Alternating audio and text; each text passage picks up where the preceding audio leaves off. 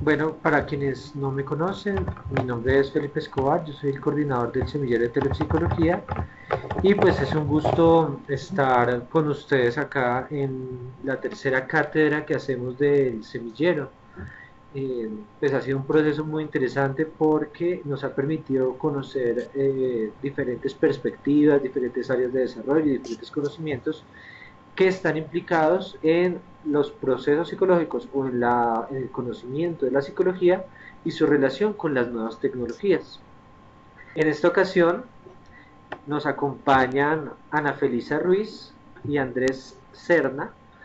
Ellos son semilleristas, son telepracticantes de la práctica educativa y pues parte del ejercicio y de la construcción que hemos tenido como semillero ha sido esta gran oportunidad de que ellos nos compartan su experiencia, sus conocimientos y pues sus esperanzas también de lo que es la psicología educativa en los medios virtuales.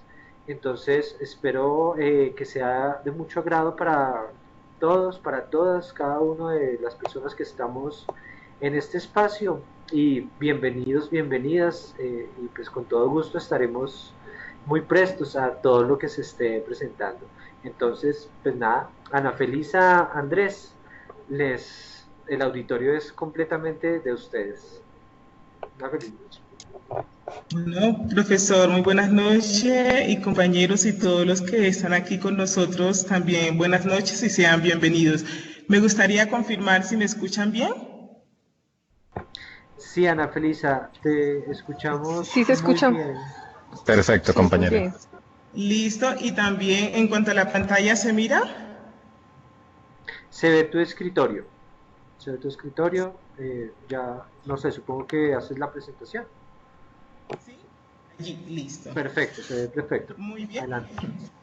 Bueno, entonces, como dijo el profesor Felipe, este espacio es un espacio de compartir experiencia, conocimientos y también esperanza, pero más que conocimientos creo que es experiencia y esperanza. Entonces, mi nombre es Ana Felisa Ruiz Medina. El compañero que en esta noche también me acompaña y que hemos estado trabajando durante todo este proceso se llama Andrés Serna. Y nosotros vamos a compartir esta experiencia desde lo que nos realizamos en el semillero y en la experiencia de telepráctica por medio de esta teleconferencia. Entonces, por medio de esta teleconferencia vamos a construir lo que son estas experiencias que hemos vivido y que hoy le queremos también compartir a nosotros. Esta conferencia pues tiene 4 principios. Principios que nosotros pensamos que van a ser transversales durante toda la teleconferencia, que es la psicología, la educación, la virtualidad y la identidad.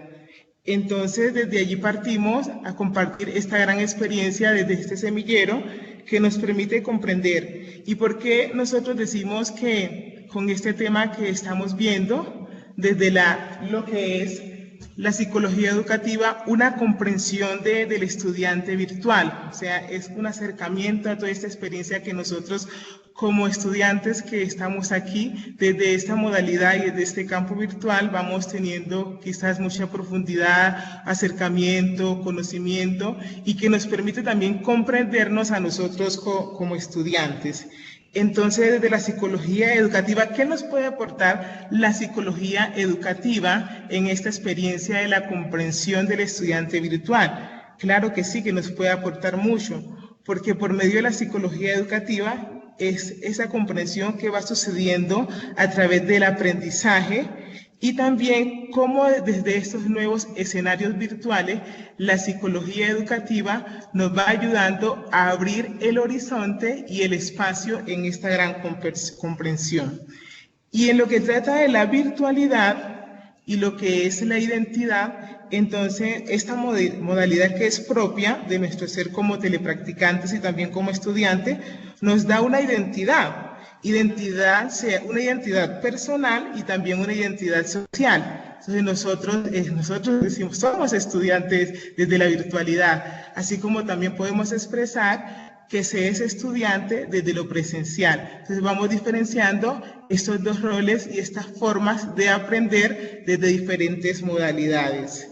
Nos vamos convirtiendo y vamos conociendo como esta ciudadanía virtual que nos permite ir ahondando y comprendiendo lo que nosotros como estudiantes somos.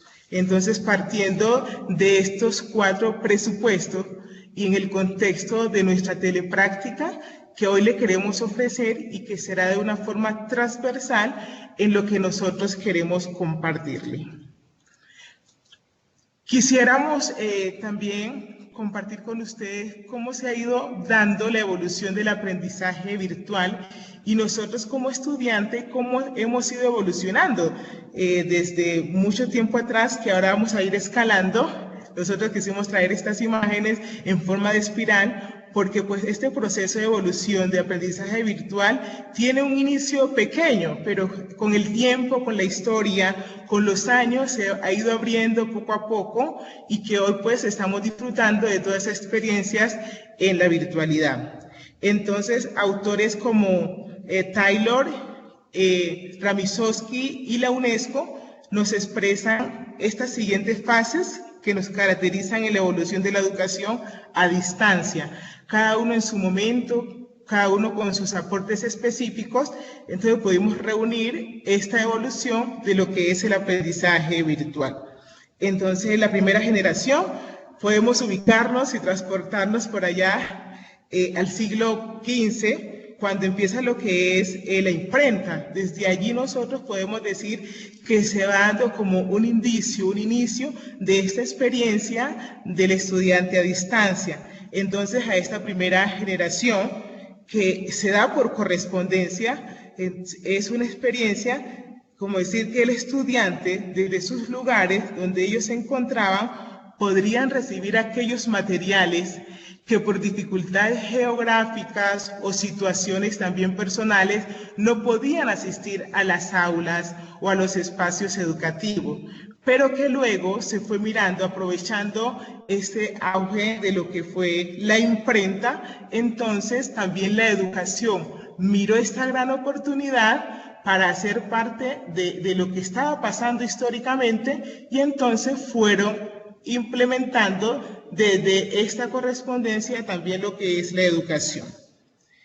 Luego a estos estudiantes incluso se les llegó a llamar estudiantes en el hogar o estudiantes independientes, porque pues hacían todo lo que correspondía en la educación en sus casas. Pero como la historia va avanzando, las experiencias educativas también se van adaptando, entonces tenemos aquí lo que es la generación de multimedia. Y yo le podría llamar a esta generación como un trinomio entre lo que es la radio, la televisión y el teléfono. Entonces, ¿cómo estas 3 multimedia se fueron uniendo para poder también que la educación aprovechara estos medios para dar a conocer sus contenidos y sus enseñanzas? Entonces, este modelo es un modelo también alternativo por las distancias de los estudiantes, por las dificultades que se tienen o se tuvieron en su momento, y se miraban estas grandes capacidades que ofrecía en ese momento lo que es la radio. No inició con esa intención, ni la radio, ni la televisión, ni el teléfono con una intención educativa, sino que la educación aprovechó en el momento estos medios también para llegar a sus estudiantes. Y fueron surgiendo muchas instituciones, universidades que fueron acogiendo, como decir, estas herramientas y que permitió que se vayan creando estos espacios.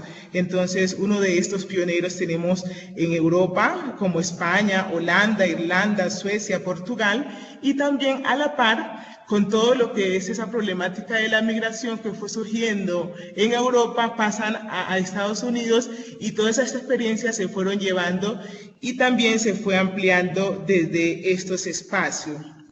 Entonces, a esta segunda generación la podemos llamar como la generación multimedia, que hizo uso de lo que había en el momento para poder acompañar a sus estudiantes aún en la distancia. En Colombia también hubieron experiencias por medio de la radiofusión y que se pudo llegar a diferentes lugares.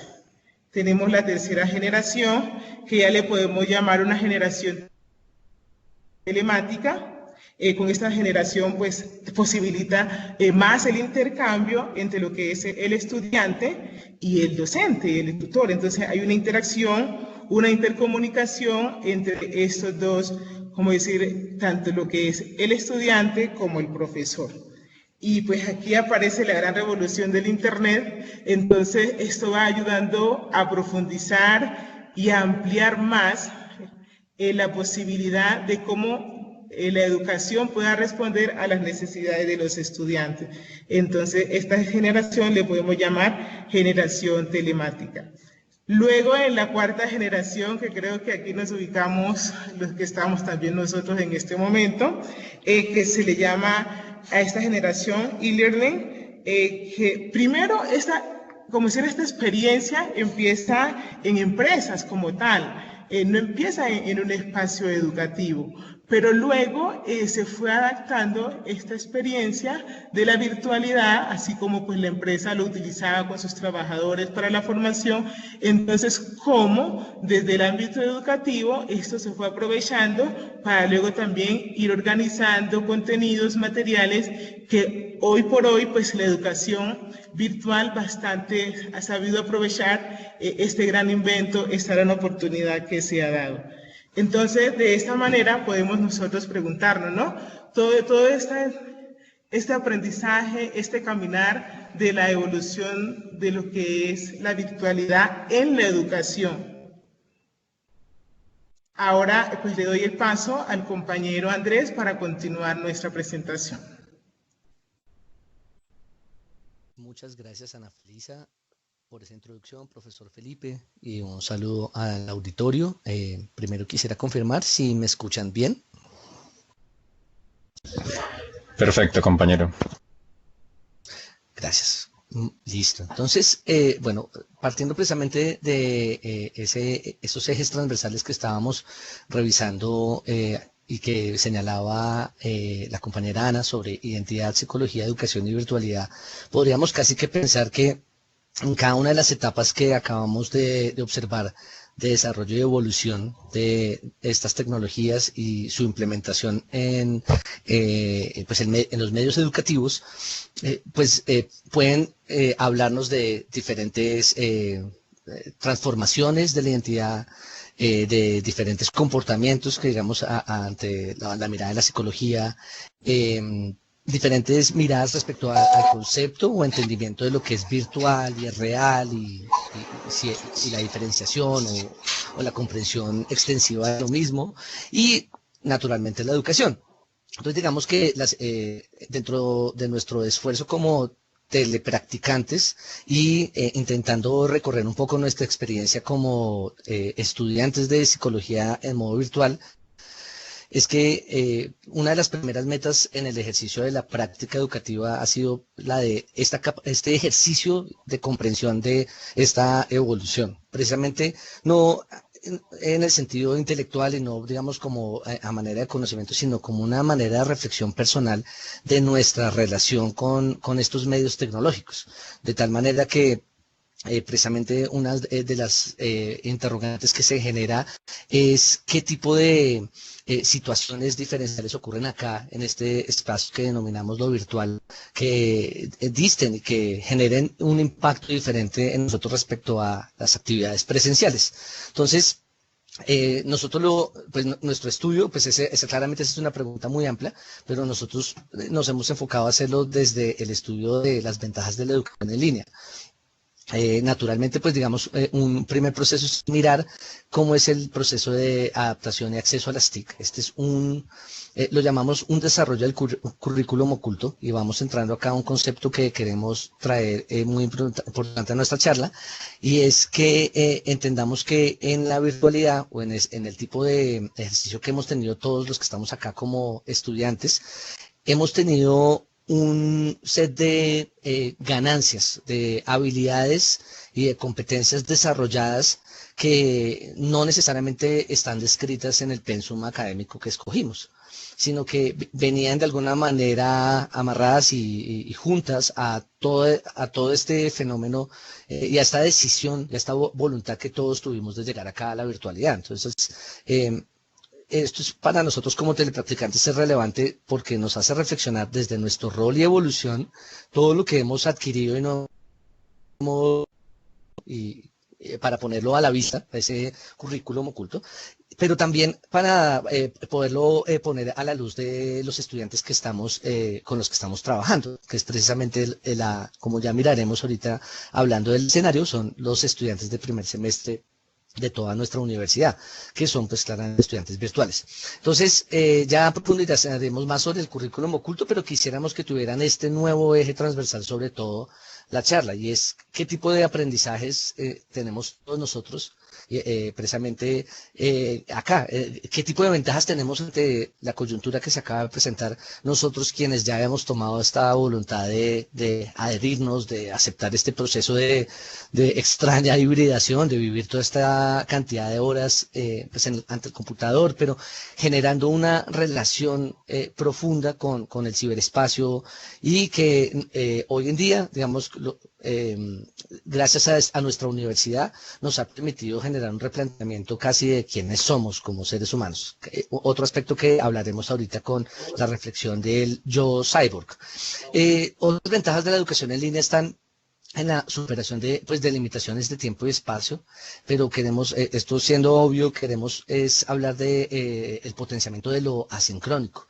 Es la forma en cómo, y esto hace parte de ese currículum oculto, y es esa capacidad en que todos hemos tenido para organizar nuestro tiempo, para escuchar una clase que no pudimos participar, para entender que la diferencia en una clase presencial a medias o preferir dejar ese espacio de grabación para escucharlo un siguiente día con más tiempo, con un cuaderno. Entonces hay tantas posibilidades que nos está brindando la capacidad de memoria que trae el ciberespacio, Canvas, que nuestros estudiantes tienen, que consideramos muy importante de reconocer. Bien, está también pues la formación de comunidades virtuales de aprendizaje, y es que si bien pues en todos los procesos de aprendizaje presenciales o virtuales se da en la formación de comunidades de aprendizaje, estas particulares pues tienen unas características que primero van relacionadas con esa superación de límites de tiempo y espacio. Yo no hubiera podido conocer y trabajar en este nivel de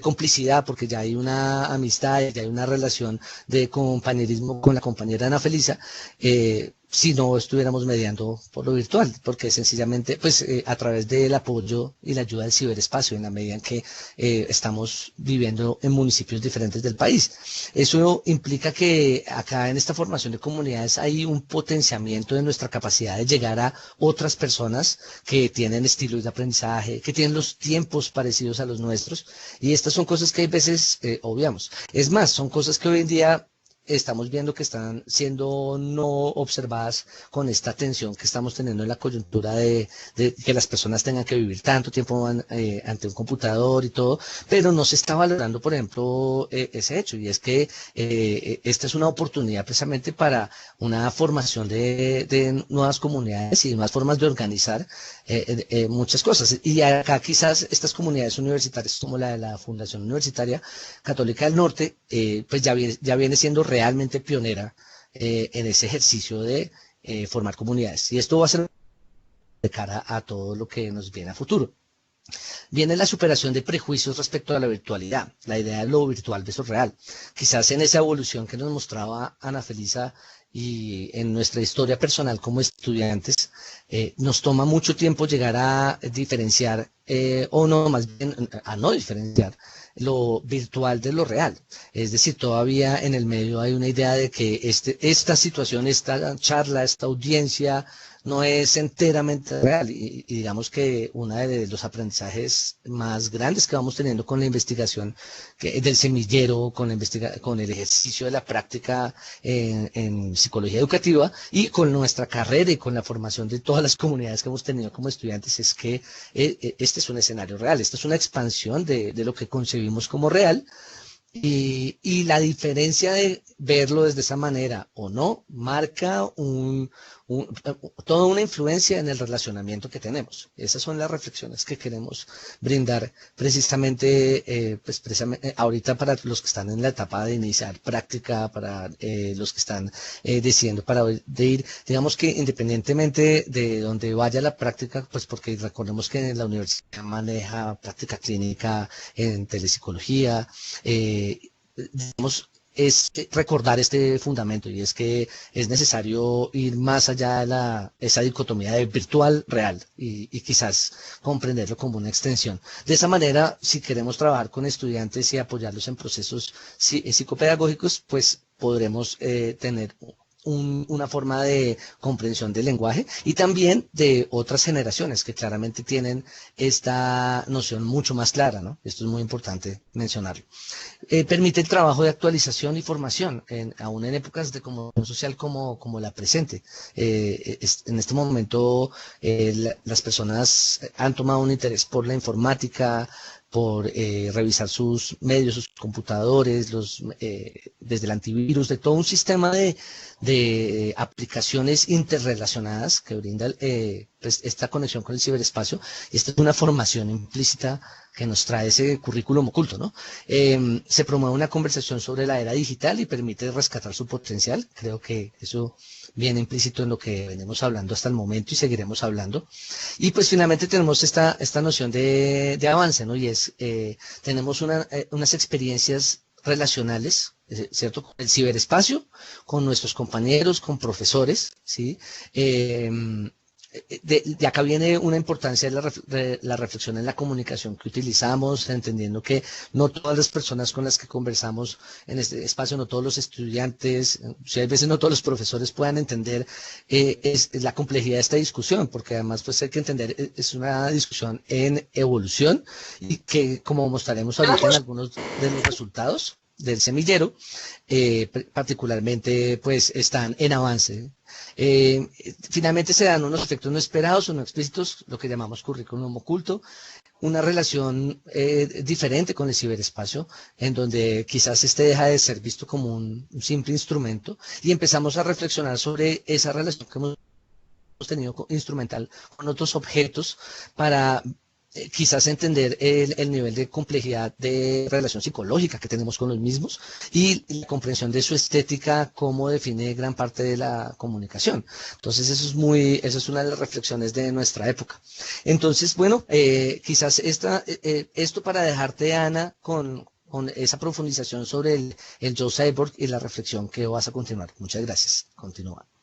Muchas gracias, compañero Andrés. Entonces,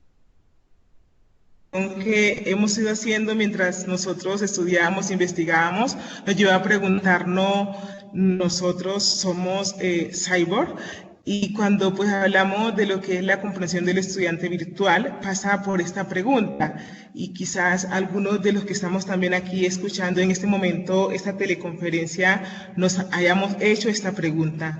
Yo soy cyborg desde el que es el contexto estudiantil. Y sí, pues ahora en este momento histórico que estábamos viviendo y que muchas cosas de lo que hacemos pasan por lo que es la virtualidad, y ahora hablamos de teletrabajo, teleconferencia, telesalud, telecomunicación, y también pues la educación ha tomado mucha parte desde estos escenarios para poder llegar a sus estudiantes y también para que el estudiante se sienta parte de estos grandes escenarios.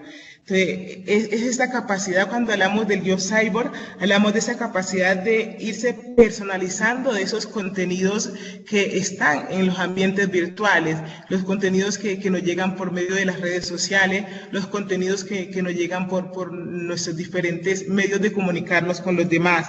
Nos vamos involucrando más cada día nos vamos involucrando más y más en las actividades virtuales que se están realizando, y casi en este momento histórico, pues el mundo mundo entero se está comunicando por medio de estos escenarios.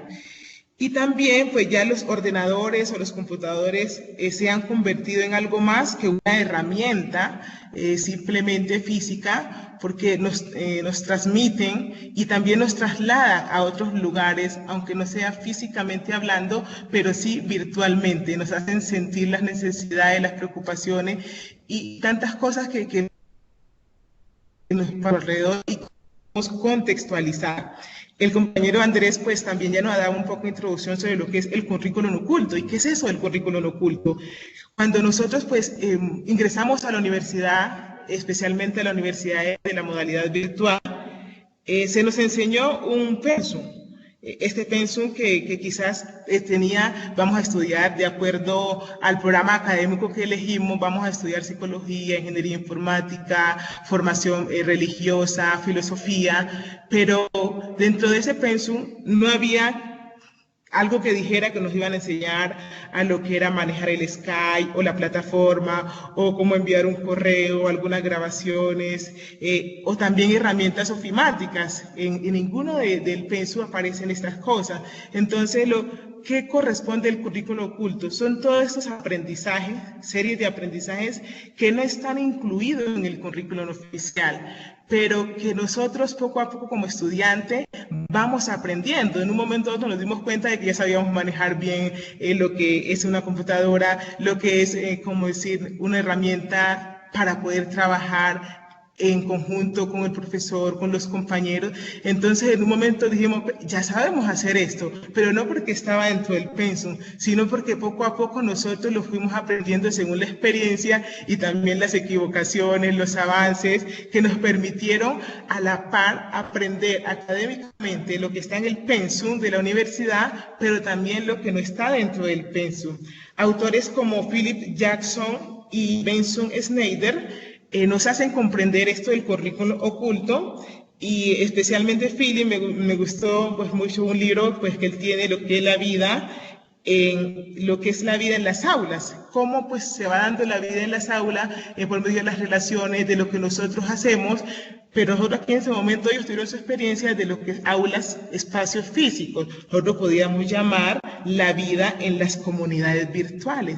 También nosotros como estudiantes virtuales y que nos movemos desde este escenario, vamos creando un currículum oculto. El solo hecho de las relaciones que tenemos, el compartir, el poder nosotros comunicarnos mutuamente entre docentes y compañeros, y que van desarrollando en nosotros valores que no están inscritos en el pensum, pero que hace parte de nuestras relaciones humanas. Benson Schneider habla de la importancia de que muchos de los conflictos de nosotros como estudiantes, quizás en el ámbito virtual, que se van produciendo en todo nuestro caminar, no están especificados en el currículum oficial o en el pensum oficial, sino que todo eso se va dando a la medida que va pasando nuestro aprendizaje. Entonces, es importante nosotros comprendernos como personas, ese yo cyber estudiante que hace parte de todo este caminar y que a la vez nos va permitiendo ampliar nuestros conocimientos, nuestras experiencias desde la virtualidad.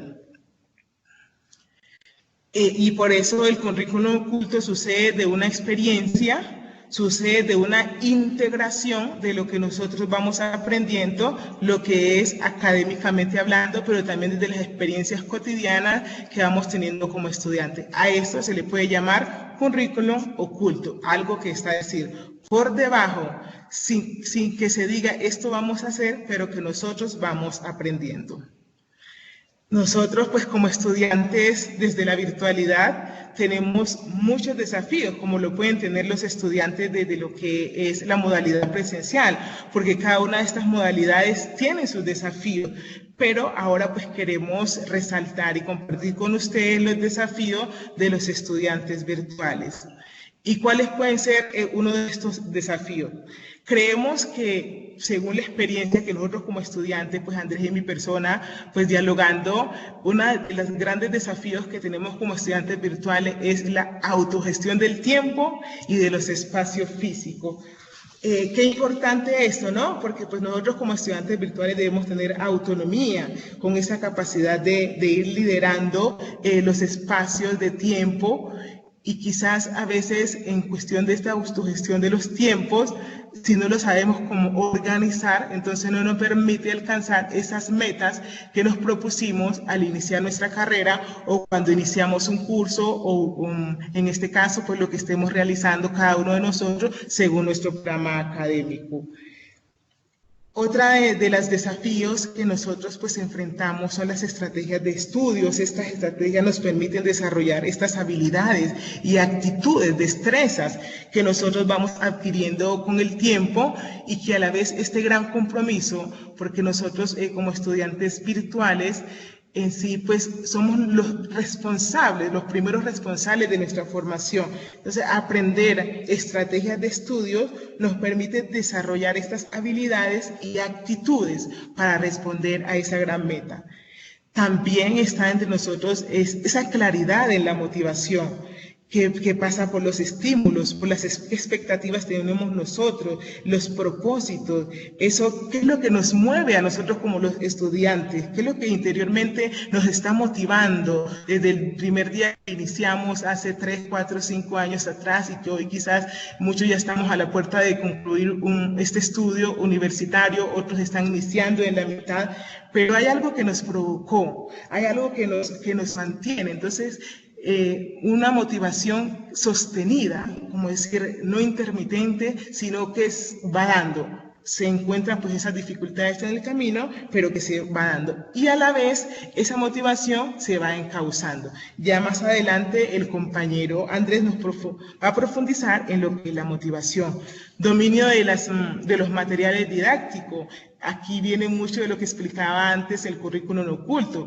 Quizás muchos materiales didácticos no los sabíamos manejar. Fuimos aprendiendo con el tiempo y con las experiencias, con las caídas y con las levantadas, pero hemos aprendido todas estas experiencias. Otro es la conectividad y el manejo de herramientas. Muchos estudiantes, por la distancia geográfica, por las situaciones que vivimos, a veces tenemos dificultades con la conectividad en Internet o también con herramientas ofimáticas. Uno puede empezar, digamos, está estudiando psicología o no está estudiando ingeniería informática. Quizás para los de ingeniería informática sea más fácil, pero para uno cuando está estudiando como otras materias que no tienen que ver con herramientas ofimáticas como Word, Excel, PowerPoint, redes sociales, llegamos a un momento, digamos, no sabemos cómo se maneja esto, pero con el tiempo fuimos manejando poco a poco. Ahora pues le doy el paso al compañero Andrés. Muchas gracias, compañera. Entonces, entonces vamos a hacer un giro presente para ya habiendo entendido un poco de esta fenomenología que ocurre en cada uno de nosotros y nos ha traído al 9º semestre. Pues recordemos que pues nosotros ya venimos ambos, Ana Felicia y yo venimos de un escenario de práctica clínica en el 8º semestre. Y para este 9º semestre pues presente nos encontramos ante el Centro de Servicios Psicológicos, pues que es el escenario, y pues lo que vamos a hacer en esta etapa ya es conversarles de cómo ha sido posible y cómo hemos logrado precisamente nuestro trabajo como practicantes en psicología educativa, precisamente abordando lo que es ese interés de comprender cómo aprendemos, cómo enseñamos, cómo se realiza el aprendizaje interno, qué motiva al estudiante, y digamos que cuáles son además esas características particulares en el escenario virtual. Entonces digamos que pues, el Centro de Servicios Psicológicos tiene, hablemos de su propia dinámica. Hace la convocatoria, nosotros llegamos y digamos que tenemos una serie de capacitaciones como estudiantes que involucran no solamente pues psicología educativa, sino reflexiones particularmente sobre muchos de los aspectos que ya estamos tratando acá, sobre la reflexión del yo cyborg, sobre nuestra experiencia de virtualidad y de esa forma poder transformar nuestra experiencia en una forma de apoyo a otros estudiantes que están empezando el proceso y una forma de identificar esas necesidades. Entonces tuvimos digamos que un entrenamiento muy amplio en esa reflexión, no solamente solamente en lo que implica la psicología educativa como tal, sino también en la telepsicología. En las instancias universitarias, pues claramente el centro busca dar a conocer otras instancias y un proceso de intervención, una formación alrededor de lo que vendríamos a hacer, que es un proceso de intervención grupal. Muy importante, pues viene a ser el hecho de que como telepracticantes, y esto lo hemos visto quizás en los staffs con compañeros que están haciendo práctica educativa en lo presencial, nosotros tenemos un acompañamiento en el modelo de programas del semillero de investigación que nos permite precisamente ese acompañamiento en la formación investigativa. Es decir, no solamente somos practicantes ya ejecutando, sino que estamos en constante análisis. Y es muy importante entender que ese semillero está claramente, y lo hemos sentido totalmente interrelacionado con nuestra experiencia de intervención grupal con los estudiantes. Entonces, esto ha sido muy importante, no hay una desconexión como no, pues se podría presentar. Entonces, digamos que ese vínculo de la universidad tan estrecho con el Centro de Servicios Psicológicos permite, y nuestra experiencia, ya por ejemplo, conocer a algunos de sus miembros, como el profesor Felipe, por nuestra carrera, la profesora Roxana, ya habla de una comunidad de aprendizaje formada que precisamente nos ha permitido una herencia. Gran parte del equipo que estamos trabajando nos hemos venido a conocer este semestre, pero hemos tenido además una estrategia que ha sido muy buena del centro y es permitirnos el acompañamiento de estudiantes de compañeros de 10º semestre que ya venían en el centro, venían haciendo un ejercicio de investigación y de categorización previo, entonces, y nos han permitido además trabajar casi que en todas las actividades con ellos. Entonces, digamos que ese empalme habla de una forma como el centro pues busca mantener pues, valga la redundancia, un empalme, pero una conexión con nuevos estudiantes que vengan de la universidad. Entonces, digamos que acá tenemos una comunidad que tiene un escenario que tiene una capacidad, pues primero, algo motivante, que es que tiene un interés por autorreflexionar y por generar puntos de vista críticos sobre sí mismos. Y dos, pues se ha interesado en darnos una formación muy específica en grupos pequeños. Tenemos los grupos de semilleros son pequeños, lo que nos permite la participación en los grupos. No estamos en grupos de 20, 40, sino en grupos, de por sí el grupo del centro completo. Entonces eso permite que en un staff o en una reunión tengamos voz, ya uno conoce a los compañeros. Entonces digamos que esa dinámica grupal favorece muchísimo esos temores que se generan respecto al trabajo de telepráctica. Y pues particularmente en el campo educativo, pues hemos tenido pues como les decía, una formación previa. Además del apoyo y supervisión constante de la coordinadora, quien es líder de la capacitación y pues digamos ha sido muy atenta en todo el tema de documentación. Entonces digamos que era sorprendente ver a otros compañeros estar sufriendo por documentos en lo presencial, cuando se supone que uno en lo presencial la gestión administrativa debe ser más rápida y no, realmente la organización de la universidad y su experiencia en lo mismo favorece a que sea un gran centro para la práctica. El trabajo grupal, pues ya había mencionado al respecto y pues no voy a dar muchas vueltas, pero pues esa formación de sus equipos favorece la organización de trabajo, la gestión del mismo, el hecho de que sea visible el trabajo de los compañeros y eso pues también genere una integración y una dinámica. Redes académicas de integración de ciudadanos en todo el país y amplitud en el sentido de comprensión del país. Esto es algo que viene del currículum oculto, que es esa experiencia de conocer a compañeros que están en otras situaciones diferentes a las de uno y que le permiten a uno pues abrir conciencia de nación, pero pues sobre todo de las situaciones de otros y poder ser empático particularmente con el estudio y poder transmitir luego eso a nuestros estudiantes que estamos apoyando y caracterizando. Entonces, en la intervención grupal, que ya vamos a explicarles un poco más al respecto. Finalmente tenemos de nuestro escenario, por mencionar, que tiene esa, bueno, ya lo había mencionado, ese vínculo con el semillero y esa investigación, por ejemplo, que nos correspondía en caracterización y en motivación, van directamente vinculadas con el trabajo. O sea, los resultados van alimentando directamente nuestro trabajo, tanto que nos veíamos siendo parte de la intervención grupal, ya vinculando gran parte de las lecturas y de la experiencia. Entonces, bueno, esto sería, digamos, como para hacer una presentación del escenario donde hemos estado y cómo ha facilitado el ejercicio de la telepráctica. Ahora vamos a ya hablar de los ejercicios como tal de práctica educativa que hemos estado haciendo.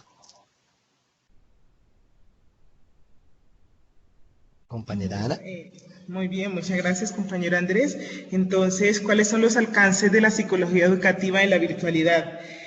Nosotros creemos que los alcances que la psicología educativa en la virtualidad nos puede dar son muchos, significativos e importantes. ¿Por qué? Porque estos alcances nos permiten entender y comprender la nueva cultura del aprendizaje. Actualmente, en toda esta experiencia, en este camino de aprendizaje, no comprenderíamos bien esto.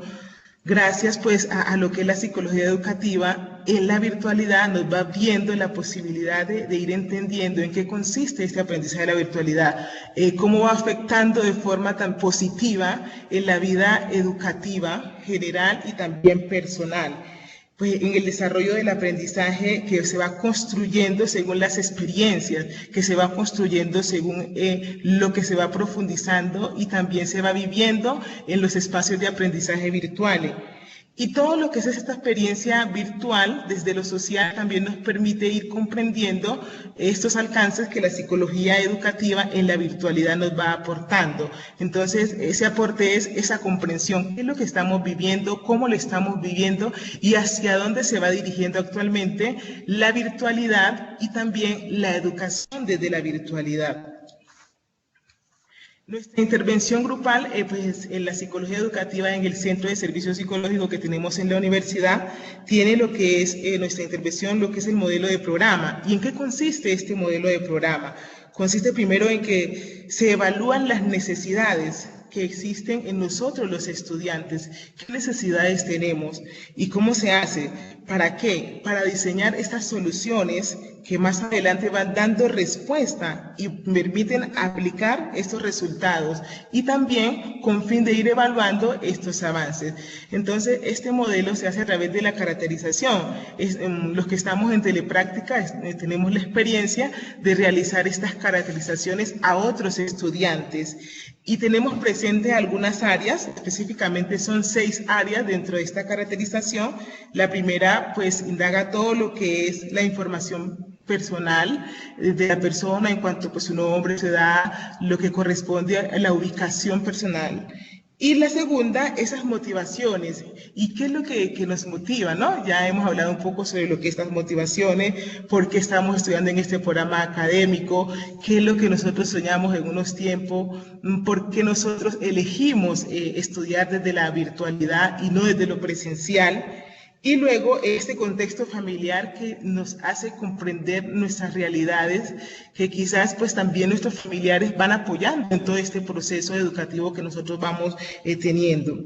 Lo que es la parte también de la financiación, hace parte de la caracterización, como decir, descubrir, porque quizás en este proceso nosotros de educativo, muchas personas pueden, digamos, estudiantes, abandonar por motivos económicos sus estudios. Luego, lo que es informaciones técnicas que nos permiten mirar si sabemos manejar las herramientas ofimáticas, si no las sabemos, y también cómo vamos nosotros desarrollando esta destreza en el pasar del tiempo de nuestra formación educativa. Y la vulnerabilidad que podemos tener, sea social o psicológicamente, que quizás nos impida nosotros ir desarrollando, ir asumiendo nuestro estudio con calidad y apropiación. Entonces, todas estas intervenciones grupales que se hacen de lo que es el Centro de Servicio Psicológico. Y si aplicamos una modalidad, la caracterización, entonces todo este proceso nos sirve para comprender cómo hacer un proceso de inducción a los estudiantes. ¿Y qué nosotros hacemos actualmente? Pues estamos trabajando también desde el Centro de Servicio Psicológico en lo que es la telepráctica, un modelo o una orientación para nosotros poder acompañar a estudiantes en su proceso de inducción. Muchos de nosotros quizás entró en un momento sin saber, sabíamos que queríamos estudiar tal programa, pero desconocíamos todo lo que había detrás de ese programa. Entonces, este desconocimiento propio del programa y la inducción, entonces nos permiten comprender en qué consiste lo que nosotros vamos a estudiar y a la vez nos abren unos espacios de interacción, de construcción de experiencias y estas experiencias entonces también nos dan la posibilidad de nosotros ir avanzando en nuestro proceso educativo. Todo esto se realiza desde lo que es la intervención grupal y desde el Centro de Servicios Psicológicos. Doy paso pues al compañero Andrés.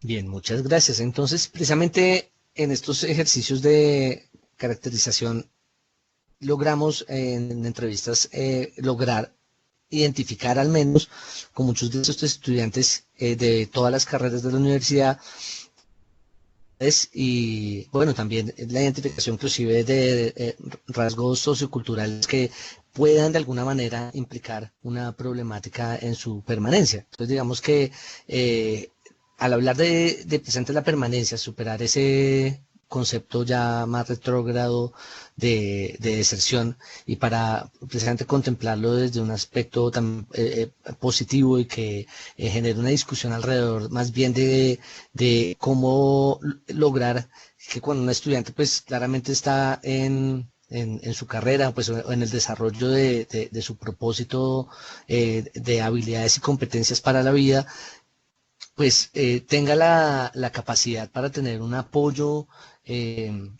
transversal en todo, no solamente en el centro, sino en múltiples instancias de la universidad para poder mantenerse. Y acá pues viene precisamente esa cuestión de, bueno, ¿y cuál es esta fuerza que impulsa esa satisfacción de lograr la universidad, pues terminar una universidad? Y ahí es cuando entra la motivación. Y pues que precisamente una de las autoras que hemos estado revisando, que es una autora colombiana que se llama Miriam Abril Lancheros, ella habla de la motivación como una teoría, precisamente que busca comprender cómo se da esa satisfacción de necesidades centrándose en la realización de actividades específicas. Digamos, lo hace en general porque la mayoría de autores que hemos estado precisamente haciendo en este proceso de investigación apuntan a que la motivación debe ser entendida al menos desde dos aspectos. Uno, a los aspectos internos, que llamamos los de la motivación intrínseca, que son, o la propensión, como lo llama la autora, la propensión inherente a involucrarse en los propios intereses y ejercer las propias capacidades, y que es una forma de el dominio de los propios desafíos del ser humano. Y viene acompañada de la motivación extrínseca, que sería como esos incentivos y consecuencias que vienen en el medio ambiente, ¿cierto? Entonces, digamos que autores como Abril en Colombia ya inclusive parten de esta separación y de estas dos formas de hablar de motivación para sugerir que todavía es necesario adentrarse más en la complejidad que tienen los estudiantes para poder comprender qué los hace permanecer o no.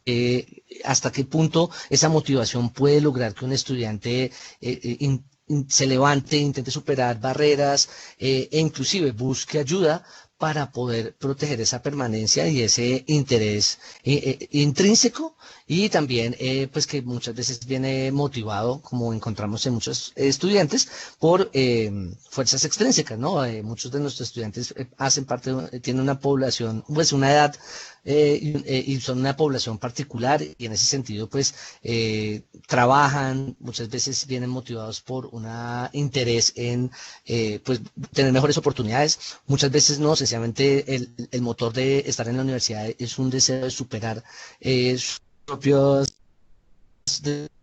y esto pues lo ha hecho muy llamativo el estudio en investigación. Entonces el semillero se ha propuesto la meta de hacer un tipo de, estamos en el desarrollo de los objetivos porque precisamente estamos estudiando los antecedentes de la motivación a nivel nacional e internacional, pero digamos que tenemos más o menos la idea de hacer un tipo de investigación documental de esa literatura que científica que habla de la motivación y que nos permita para el año 2020 tener una actualización sobre esas características que el autor Abril sugiere.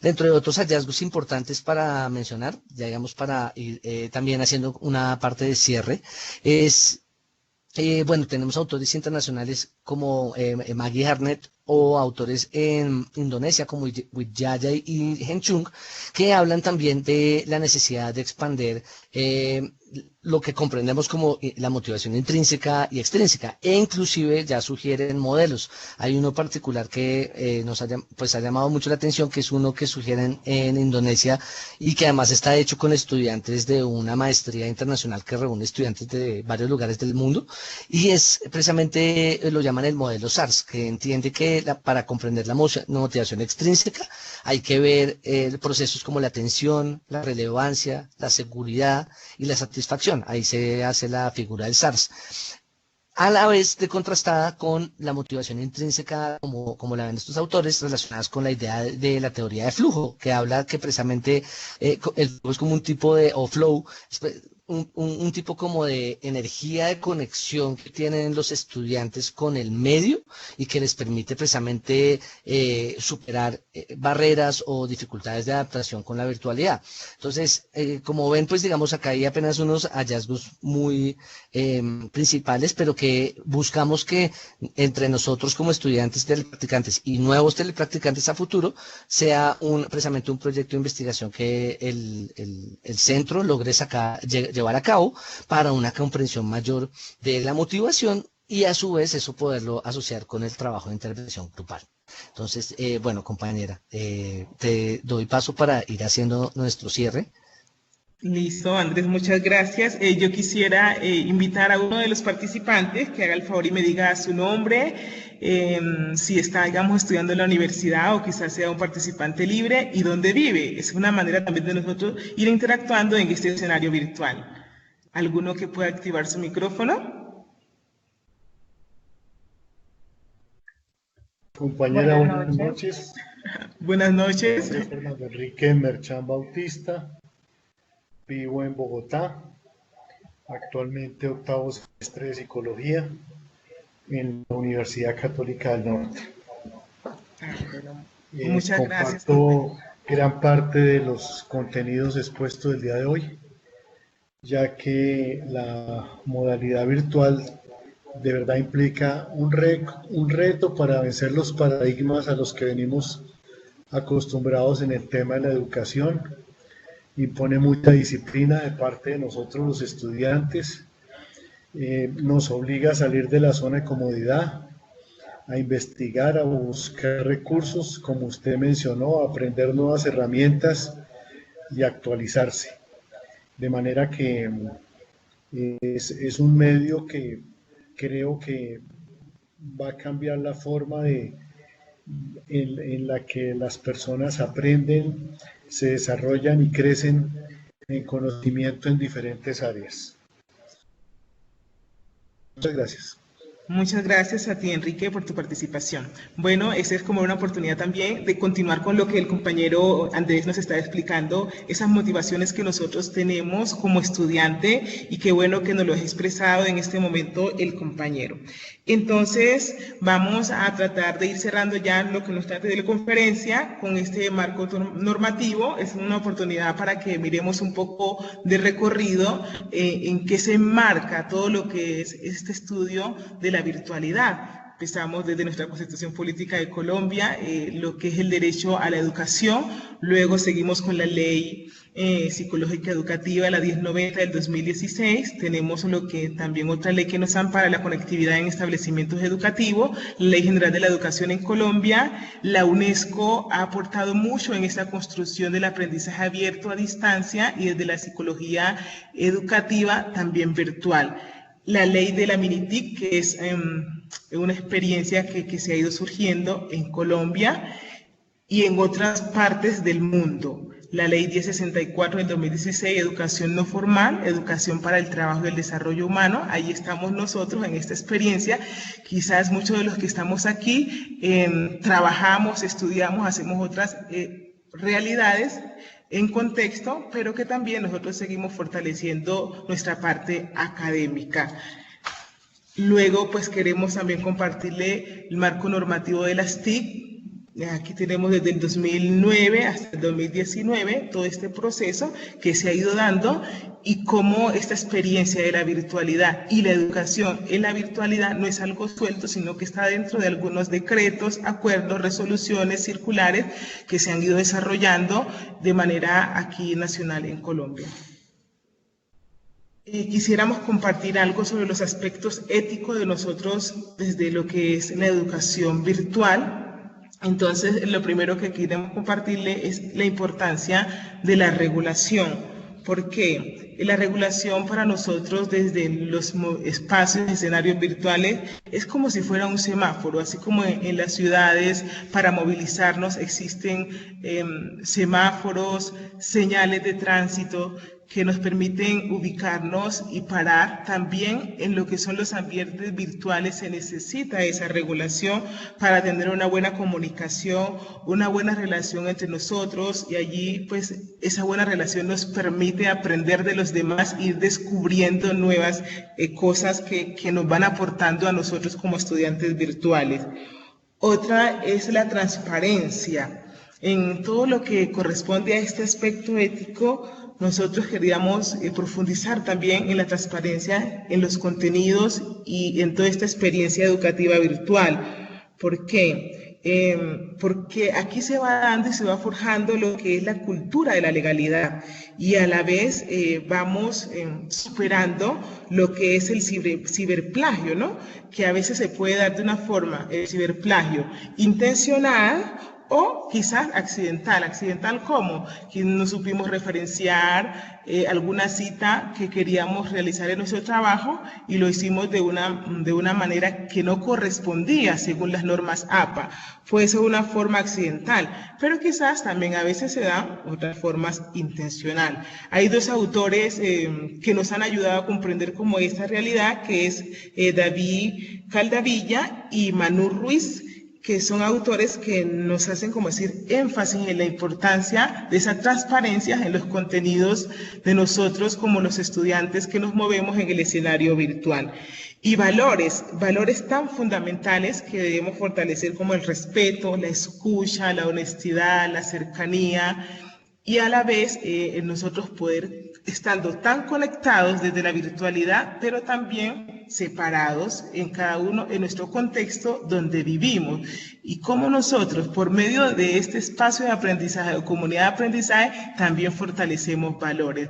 Pues aquí le compartimos el reglamento estudiantil de la Fundación Universitaria Católica del Norte, que ahí encontramos muchos de estos valores y a la vez de estas regulaciones que nosotros estamos invitados a tener como estudiantes. Y el Colegio General de Psicología también nos invita pues a fortalecer esta regulación, esta transparencia de los contenidos y valores que nosotros vamos adquiriendo dentro de este desarrollo del aprendizaje. Bueno, entonces ya vamos como cerrando nuestra teleconferencia. Ahora sí, compañero Andrés, por favor. Bueno, muchísimas gracias. Entonces, bueno, a manera de conclusión, pero que sea una conclusión abierta, nuestro interés precisamente ha sido mostrarles pues el abordaje complejo que implica ponernos en nuestra situación de estudiantes virtuales como telepracticantes, ahora apoyando a estudiantes que están empezando en esta modalidad y que pues además hacen parte de una nueva adaptación a nuevas herramientas y que esto es muy importante siempre tenerlo en cuenta con la actualización de la informática. Aún más importante para nosotros es poder evidenciar la forma como hemos ido haciendo el proceso de adaptación de esta conciencia del yo cyborg, intentando superar un poquito esa visión fatalista o digamos de la noción cyborg como un tipo de hibridación inhumana y más como comprendiendo el potenciamiento en que el ser humano precisamente se integra a la tecnología y vive con ella para el mejoramiento de sí mismo y de sus propósitos como tal. y pues sobre todo poderles mostrar también lo que podemos hacer en la práctica como tal, acá diferenciado muy claramente en este proceso de intervención que tenemos, digamos que ya es un proceso directo de tratamiento y de diagnóstico que pues implica todo un proceso de reflexión, pero a la vez de conocimiento de la población universitaria. Pero por otro lado también lo que estábamos viendo en el semillero de investigación y cómo desde el mismo el semillero va sacando sus propias investigaciones como la de motivación o de precisamente de características, disculpen ahí el enredo de palabras, para precisamente pues brindar otro tipo de apoyo y de formación en lo investigativo. Entonces digamos el practicante por un lado está haciendo pues funciones psicoterapéuticas, digamos en términos de la práctica educativa, y por otro lado vamos desarrollando esa habilidad en investigación. Entonces, pues queremos sencillamente abrir el espacio para preguntas del público. También queremos darle la palabra a nuestro líder del semillero, el profe Felipe, para que ya nos ayude con el cierre, y pues agradecerles por la compañía, por la paciencia, y pues por favor el micrófono es de ustedes. Muchas gracias. Hola, ¿me escuchan bien? Sí, profe, te escuchamos. Vale, no, pues chicos, yo la verdad no quiero ser muy extenso, más allá de felicitarlos de verdad, el proceso que evidenciaron ustedes es un proceso de un trabajo colectivo del semillero, de un compromiso de parte de ustedes como semilleristas muy grande, y pues quiero hacer público este reconocimiento de un muy buen trabajo pues, de todo lo que se viene haciendo, y no pues con muchas expectativas y mucha esperanza como hicieron el encuentro de todo lo que se viene gestando. Entonces era como lo que quería agregar muy brevemente, una felicitación pública al trabajo que se viene desarrollando y a todo lo que se viene. Entonces pues nuevamente les dejo el micrófono y la palabra a ustedes, chicos. Bueno, profe, muchas gracias de verdad. Nosotros queremos agradecerle de corazón también desde el Centro de Servicio Psicológico la profesora Roxana, que nos acompaña en toda esta parte de la telepráctica, y a los compañeros que han aportado a cada uno de ellos en esta experiencia de construcción colectiva de aprendizaje. Al compañero Andrés, muchas gracias.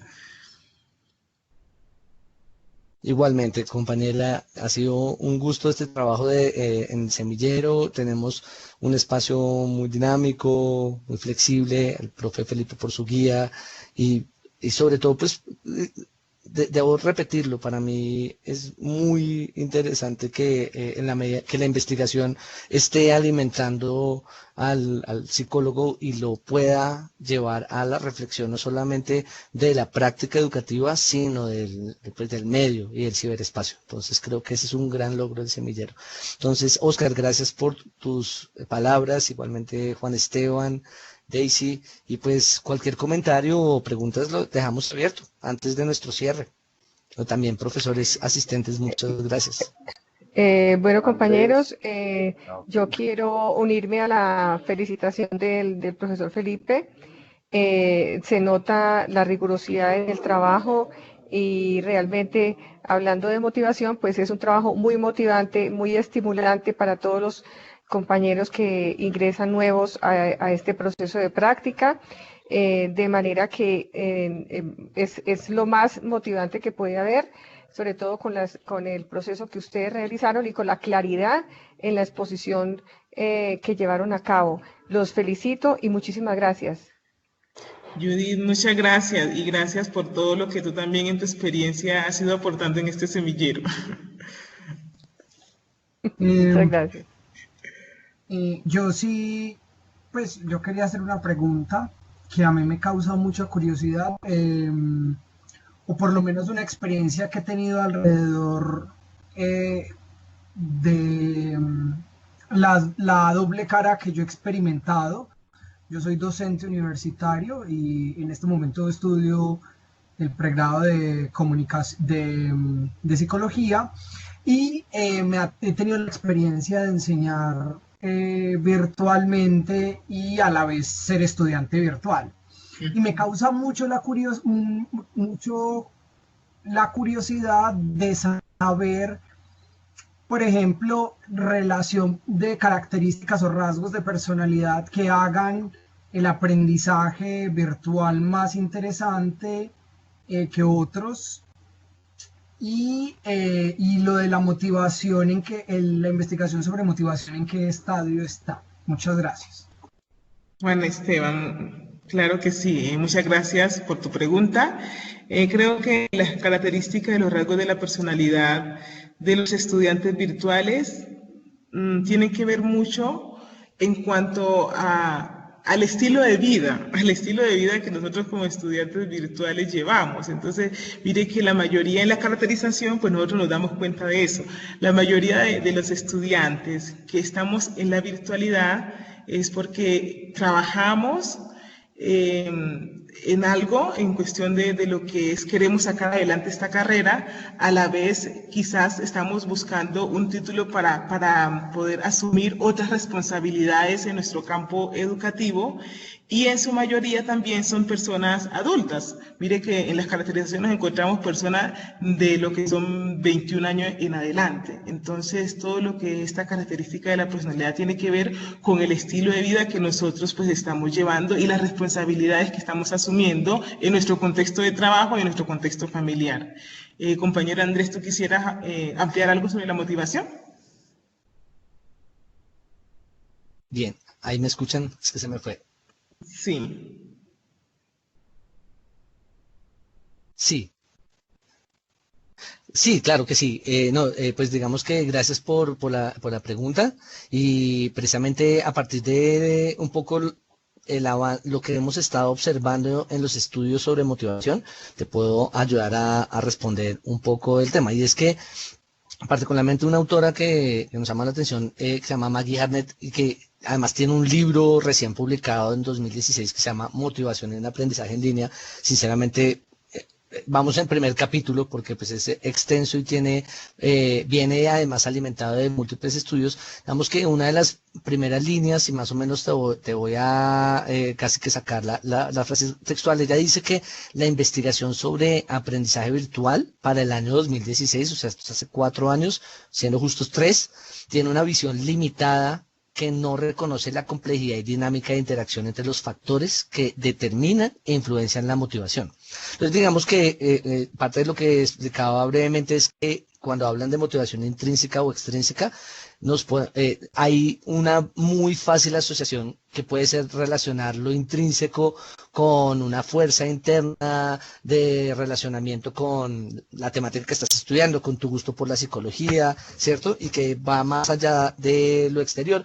Y la extrínseca tiende a ser como más vista como los premios, de alguna manera, que el medio te va a brindar. Entonces, si hay algo transversal por ejemplo, en estos 3 autores que estábamos mostrando o trabajos, en el colombiano y 2 internacionales, es que todos sugieren que esa es una visión pues reducida, que es necesario mirar factores de interrelación, por ejemplo, entre la motivación intrínseca y lo extrínseca. O sea, no se puede separar absolutamente que cuando a ti te están ofreciendo, pues a lo mejor más dinero si obtienes un título y todo, y eso lo ves directamente como extrínseco, eso de alguna manera no tenga conexión con quién eres tú y con esas fuerzas y con esas personas y con esas cosas que tienes. Entonces, digamos que extrapolar eso puede ser hasta peligroso. Entonces, digamos que eso como para brindarte una idea de todo lo que es posible indagar y seguir amplificando. Ni hablar de algo muy llamativo es que, por ejemplo, en la motivación extrínseca del modelo SARS, vinculen relevancia, que si bien parecieran como conceptos más de lo interno, van y alimentan lo externo. Entonces, esto habla precisamente que es mucho más complejo porque tiene que ver con todo el proceso de subjetividad y de cada individuo y de su relacionamiento con el estudio, con el medio. Entonces, también algo que se ha visto, compañero, para cerrar, es que estudiantes que puede que por el medio de dificultad no hubieran sido formados en TIC, con una debida balance entre motivación extrínseca e intrínseca, superan todo tipo de problemáticas. Y estudiantes que pueden haber sido formados en TIC toda la vida, si no tienen un debido balance o digamos, fuerza en esa motivación, pues digamos que pueden tener apertura a la experiencia, ser extrovertidos, tener rasgos de personalidad, pero no necesariamente habla de eso. O sea, digamos que eso habla de la complejidad del ser cyborg, ¿no? Y es que también habla de nuestra comprensión y ahí no es tanto rasgo de personalidad, sino cómo los individuos conciben el ciberespacio. Y eso es una de esas preguntas grandes que nos genera el momento. Entonces, no sé si con eso la respuesta te queda bien y dejo la pregunta para alguien más. Sí, compañero, aquí la compañera Natalia Montoya nos dice que le gustaría saber qué tipo de motivaciones se ha encontrado en los estudiantes que estudiamos de manera virtual. Pensamos que uno de esos tipos de motivación tiene que ver mucho con el factor tiempo, con otro de los factores que tiene que ver mucho es en cuestión de la familia, de la distancia, que ha permitido que el estudiante desde la virtualidad se mueva mejor y porque muchos de nosotros o de ellos, de los estudiantes, también asumen otras responsabilidades en sus trabajos, entonces eso le motiva a trabajar y a la vez estudiar. No sé, compañera Natalia, si te podemos responder tu inquietud. Quisiera agregar, por ejemplo, compañera, que y algo que es importante, que es transversal en estos estudios que estamos viendo hasta ahora, es que todos vienen apoyados en la teoría del constructivismo social, y es decir, tienen en cuenta aspectos como o sea, el ambiente del que vienen las personas y digamos, todo ese proceso histórico del que vienen, pero ese choque que van a tener con el nivel de participación en línea, presencia social y colaboración. Entonces, digamos que esas son motivaciones esos son como para puntualizarte el nivel hay personas que necesitan tener espacios para participar en línea, para sentir que el proceso está siendo efectivo o que son partícipes del mismo, pero no se puede generalizar ese tipo de situaciones a otras. Sí, quizás, exacto, más asociadas a las cualidades o características particulares. Entonces, por ejemplo, esas, digamos, diferenciando, es importante mirar pues que no todos los individuos necesitan tener la misma presencia social en los medios que están, pero por ejemplo hay que tener en cuenta el tipo de redes sociales que intervienen en esas interacciones académicas. Por ejemplo, en las caracterizaciones hemos encontrado que un factor de desmotivación, Natalia, viene a ser que para ciertas personas el manejo de los grupos de WhatsApp de estudiantes no es funcional. Lo sorprendente es que uno queda con esa pregunta y se la llevas a otro estudiante y otros estudiantes te dicen, no, a mí me funciona perfecto porque tenemos reglas dentro del grupo y somos tantas personas. Entonces también tiene que ver con esos fenómenos de autorregulación que precisamente permitan que la motivación de cada individuo pues le permita cumplir con sus propósitos. Entonces digamos que el tema de hablar de motivaciones como particulares es tan amplio como hablar de características personales, porque como te digo, debe ser estudiado casi que en características no solamente por carreras, sino casi que por los individuos mismos. Listo. Yo quisiera, si me permiten, agregar algo al respecto de la motivación que hemos encontrado en digamos, precisamente en las caracterizaciones o en la telepráctica. Y precisamente son como dos tipos de motivación.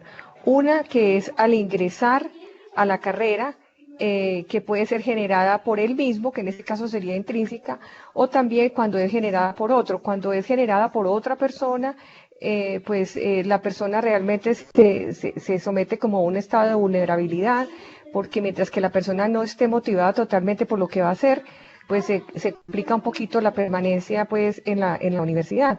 La segunda motivación tiene que ver con lo que ustedes hablaban del currículum oculto.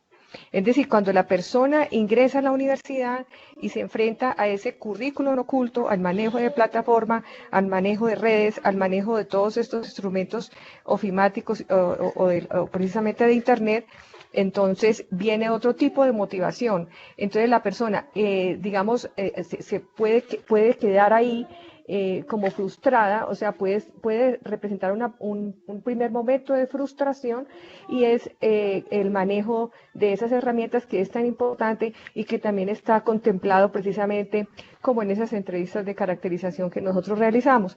De manera que sí hay como dos procesos de esa motivación, y en realidad el trabajo de nosotros es hacer estos refuerzos para que precisamente la persona pueda adaptarse y pueda seguir en el programa y pueda cumplir también los propósitos que se ha trazado desde el comienzo de la carrera, y esa es precisamente nuestra función desde el CSP. Muchísimas gracias. Con mucho Gracias, gusto, gracias, Judith. compañera. Precisamente la compañera es una de nuestras compañeras de décimo semestre que nos ha traído un proceso de, ella nos ha sembrado una semilla, ella ya está inclusive, ya está en su proceso próximo de graduación, y esto es lo que nosotros queremos motivar acá, y esta es nuestra esperanza y nuestra expectativa, y es que esta investigación apenas está empezando. Estos hallazgos de autores son pequeños, pero abre bocas, tremendo, no solo por estos aspectos respecto a la psicología educativa, sino todo lo que nos queda de reflexión por seguir indagando respecto al currículum oculto y esta experiencia cyborg. Entonces, para los que están ahí interesados en seguir ampliando, digamos, sus conocimientos y su experiencia en psicología educativa o bien sea en cualquier campo, pues queremos expresamente invitarlos a que se unan. O sea, este semillero y este espacio va a continuar. Nosotros estamos ya en proceso de continuar hacia nuestro décimo semestre, pero lo que nos motiva es precisamente en esta reunión de hoy es dejarles esa semilla, que valoremos esos espacios de investigación, porque son precisamente, además de un espacio de reflexión y de autoconocimiento impresionante para cada uno de nosotros sobre quiénes somos ahora, una forma de poder ayudar una de las grandes transformaciones que se está viviendo con la coyuntura actual, y es pues el proceso de la virtualización de la educación en la manera en que se está dando. Entonces, quienes estén interesados en indagar y entrar en esto, como les digo, estos autores sugieren que los hallazgos son muy recientes. Entonces, bienvenidos a unirse. El profesor Felipe pues es el líder de nuestro semillero, pero pues recuerden que pueden hacerlo a través del centro, a través de sus profesores. Y bueno, gracias. Profesor Alex, su merced, pido la palabra. Profe, bienvenido, muchas gracias por estar aquí. No. Bueno, muchas gracias, y en verdad pues me siento muy emocionado al escucharlos. La verdad, pues si quiere que les cuente, pues quiero felicitarlos a usted, a Felisa, a Andrés, y con ellos pues a María Judith, a Felipe, bueno, a tantas personas que han colaborado en este proceso, porque yo creo que escuchándolos a ustedes, puedo decir hoy que tenemos un modelo de cómo hacer telepsicología específicamente en el campo educativo, en relación al tema de la permanencia y la deserción, y que en ustedes se puede visualizar un modelo que habíamos pensado en el programa y que ustedes ya lo hacen vivo. Miren, en ustedes y lo que nos están presentando se proyecta todo lo que hacemos en extensión desde el CSP, se proyecta todo lo que hacemos en prácticas profesionales, se proyecta todo lo que hacemos en semillero de investigación, o sea, reflexionar sobre nuestra práctica. Es decir, en ustedes tenemos muchas esperanzas, y en este trabajo que se va haciendo, porque se configura un modelo que hemos venido pensando y que en verdad me emociona mucho al escucharlos, porque lo han hecho con gran altura, con gran rigurosidad, y en verdad me siento muy emocionado. Les agradezco muchísimo, pero también quiero hacerles una pregunta. ¿Cómo han sentido ustedes, compañeros, sus compañeros precisamente de primer semestre, con estas actividades?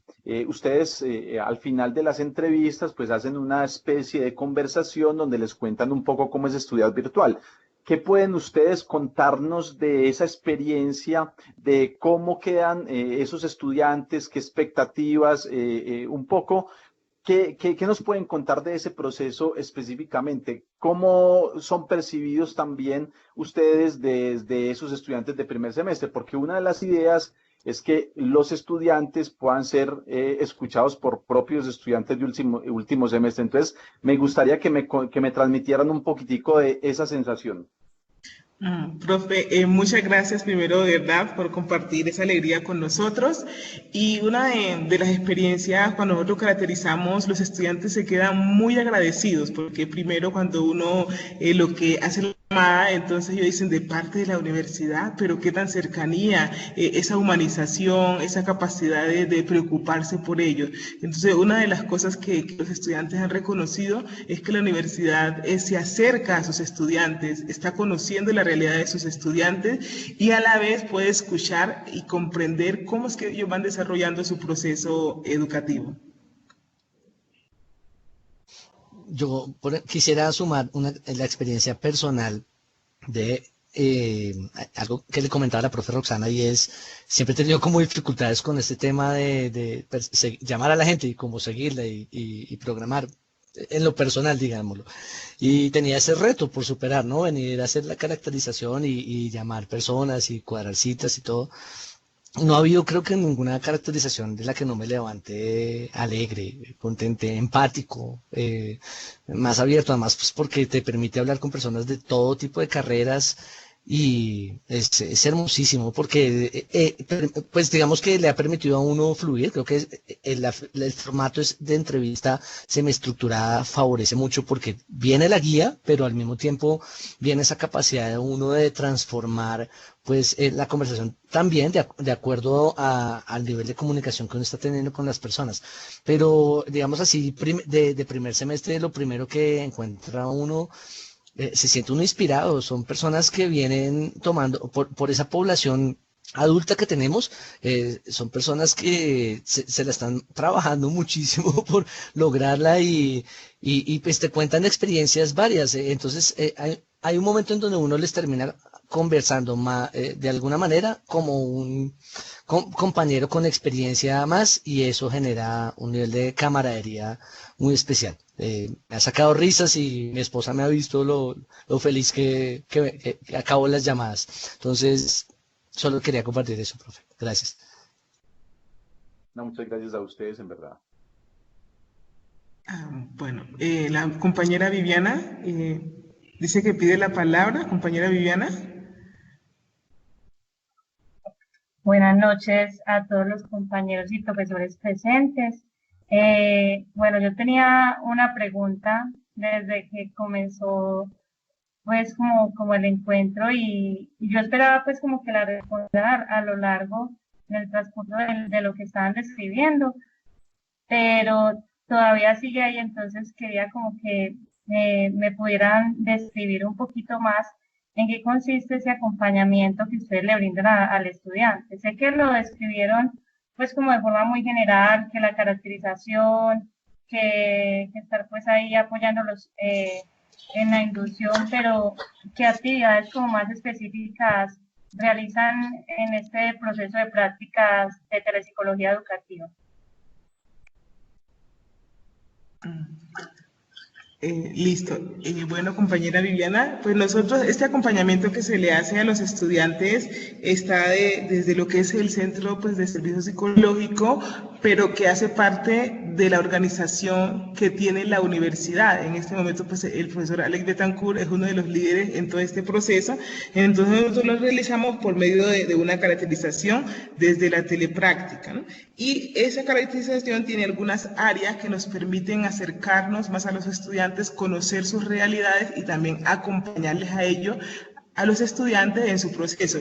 Quizás en esta caracterización nosotros encontramos un caso de acompañamiento psicológico o de acompañamiento al estudiante también económicamente, porque la universidad tiene esa oportunidad y esa cercanía con los estudiantes, estudia sus casos, si en cuestiones económicas o realidades, sea estudiantes en situaciones de desplazamiento, o otras realidades que vaya describiendo el estudiante en la caracterización. Entonces, este proceso de caracterización es muy importante porque permite, canalizar, comprender la realidad de cada estudiante y a la vez cómo acompañarle en su proceso. Digamos que una forma de como he llegado a ya presentarla a los estudiantes cuando contacto con ellos es un favor mutuo. Entonces yo les explico que nosotros, pues, primero como estudiante de práctica, nuestro interés desde el centro es primero pues indagar y conocer de ellos, de su experiencia de adaptación a todo el proceso de educación virtual, a su situación particular respecto a esas áreas que te menciono. Entonces, pues está pues también inclusive no solamente el nivel de adaptación virtual, sino por ejemplo si has tenido, si son personas que tienen algún tipo de dificultad o problemática de salud.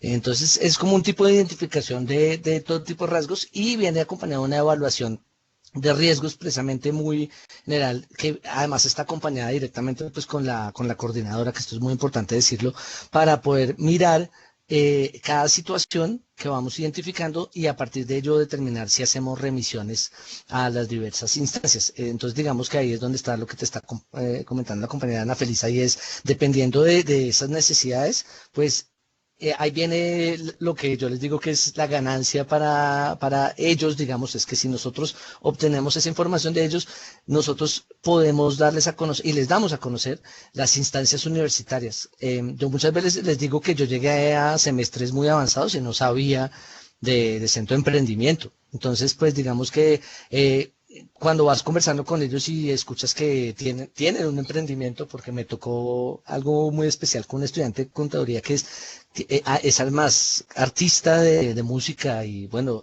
ese tipo de experiencias vas conociendo y llegando allá. Él mismo pues se interesó muchísimo y más o menos fue y anotó y estoy seguro que ya ahí fue contactó por su propia cuenta, pues porque digamos que también hay muchas personas que ya son muy activas y toman información de ahí. Entonces digamos que lo bonito es que a cada entrevista hay una propia dinámica de identificación de riesgos y lo que se hace es precisamente eso, buscar con el apoyo de la coordinación del centro si se hacen remisiones o seguimientos, que es precisamente nosotros estar pendientes de los estudiantes. Si por ejemplo tienen una problemática particular psicopedagógica, pues que nosotros como practicantes en educativa podemos acompañar, pues también ofrecemos ese acompañamiento. Y les ofrecemos el solo hecho de que existimos, ¿no? Mire, el centro tiene apoyo inclusive en psicología clínica, usted está... en cualquier situación que tenga, acuérdese que usted como estudiante tiene esto. Entonces es ese gancho de oferta y ahí es donde viene ese sentimiento de empatía que hemos logrado. Entonces, muy buena pregunta porque sí era muy importante poder explicar eso, Viviana. Gracias. Sí. Muchas gracias, Viviana. Aquí el compañero Oscar Alberto dice que está interesado en la telepráctica, pues le recomendamos hablar con la profesora Roxana, pues, quien la encargada del Centro de Servicio Psicológico, y ella te podría dar pues más informaciones.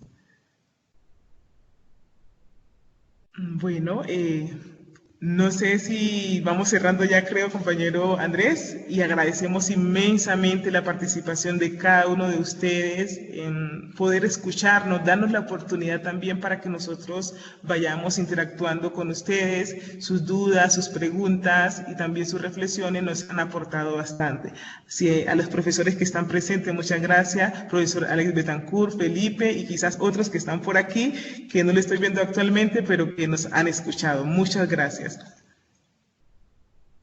Gracias, de verdad, y esperamos que tengan un gran proceso de adaptación a sus prácticas para los que están iniciando, para los que se quieren arriesgar a telepráctica, vale absolutamente la pena, y para los que quieren buscar el centro de servicios psicológicos como una opción, es un lugar con una dinámica muy familiar, muy para los que han tenido esa oportunidad de vivir esa parte de la universidad humana. Es muy especial. Entonces, gracias por esas felicitaciones que nos llevamos en el corazón y pues de verdad que hemos hecho esto con mucho cariño.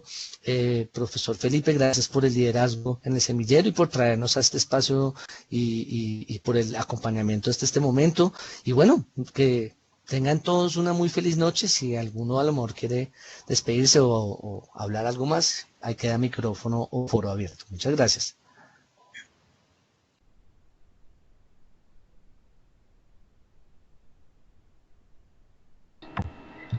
Muchas gracias. Sí, de pronto sí quisiera comentar al respecto de la pregunta que hizo el compañero sobre la posibilidad de trabajar en telepráctica.